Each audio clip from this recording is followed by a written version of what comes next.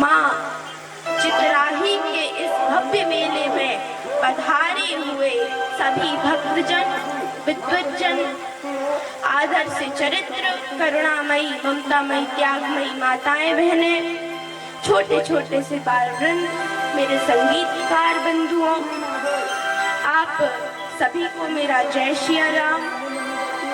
माँ चित्राही की अनुकंपा एवं कृपा से आज माँ चित्राही के इस भव्य मेले में मैं प्रवचन कर रही हूँ। आप सभी अच्छे से मेरा प्रवचन सुने। एक बड़ा सुंदर भाव आता है, जो बालक कहे तो तेरी बाता, सुनहि मुदित मन पितु अरु माता। जब बालक छोटा होता है तब वो तोतली बात बोलता है और उसकी तोतली वाणी सुन करके माता पिता नाराज नहीं होते।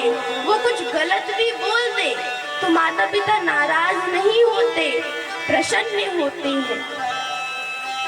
ऐसे ही आप सभी, मैं कुछ गलत बोलूं तो आप सभी भी मुस्कुरा दीजिए।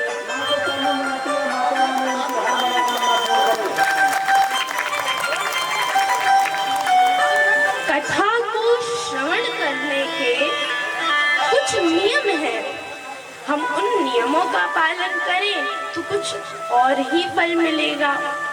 नियम क्या है?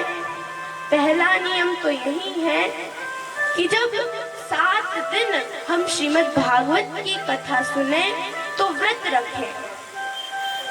और व्रत के 2 अर्थ हैं। पहला अर्थ कि फलाहार करना और दूसरा अर्थ जिससे फलाहार नहीं होता, जो दवाइयाँ खाते हैं या जिनके वश में नहीं है व्रत रखना, वो एक समय फलाहार कर लें, एक समय भोजन कर लें। पर जो दोनों समय भोजन करते हैं वो दोनों समय भोजन करें, पर आपका भोजन बहुत सात्विक होना चाहिए। सात्विक मतलब सादा।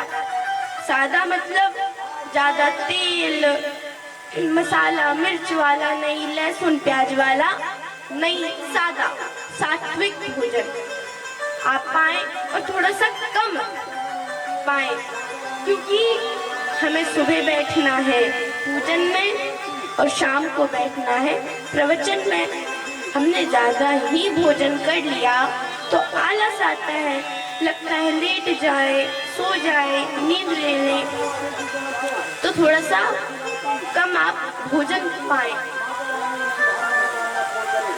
ये पहला नियम, क्योंकि कहते हैं जैसा खाओगे अन्न वैसा होगा मन, जैसा खाओगे अन्न वैसा होगा मन। इसलिए हमारे आहार में बड़ी शुद्धता, हमारे भोजन में बड़ी पवित्रता होनी चाहिए, भोजन पवित्र करना चाहिए। ये पहला नियम। दूसरा नियम कि कथा में कैसे बैठे। कथा जब श्रवण करें तो कथा में कैसे बैठे। जिसके पैरों में दर्द नहीं होता वो नीचे बैठ करके कथा श्रवण करें, और जिनके पैरों में दर्द होता है वो पांव लमा करके कथा को श्रवण कर सकते हैं नीचे बैठकर।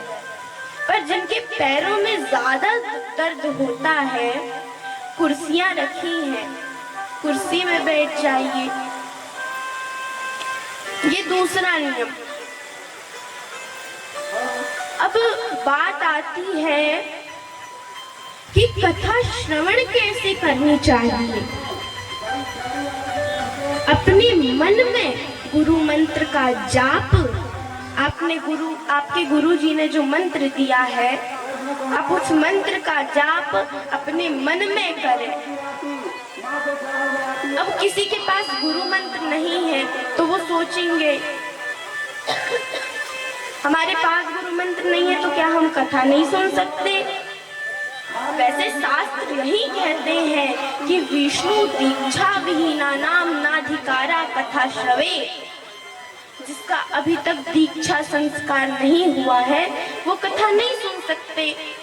पर मान लिया आपको कथा सुनना है, आप कथा सुनने बैठे हैं, गुरु दीक्षा आपकी हुई नहीं, तो आप अपने मन में द्वादशाक्षर मंत्र का जाप करें। द्वादशाक्षर मंत्र का मतलब ओम नमो भगवते वासुदेवाय, ये द्वादशाक्षर मंत्र है। ये भी नहीं आ रहा कहते तो जो सरल सहज मंत्र आपको लगे आप उसका जाप मन में करते रहें।